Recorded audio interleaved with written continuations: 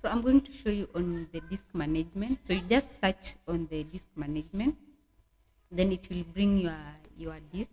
This is your hard drive, and it shows the partition that you have and the size and everything and the percentage which has been used. So for me, you see, I have they are up here. I have the C.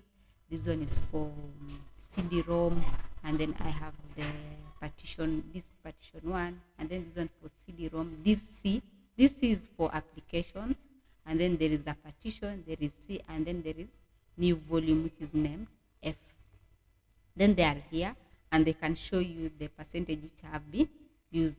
So this one, you can see the basic data partition, and then I have this one which has, this one has 465.76 GB, which is almost around 500 GB.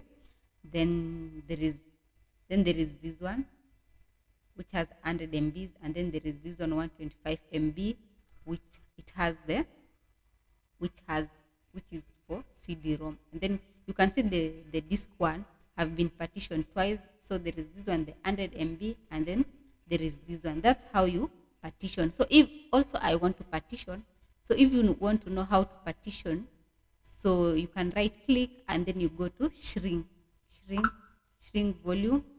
But for me, I don't want to shrink my, I don't want to shrink my hard drive. So it is calculating the space that is available. Then when it shrinks, it can divide either a half. So, but for me, I'm not going to shrink mine. But if you want to shrink, so it shows you the amount. So, and then the one which it can be shrink, then you click shrink. But for me, I don't want to shrink my hard drive. So that's how you partition your hard drive. Thank you, and kindly subscribe to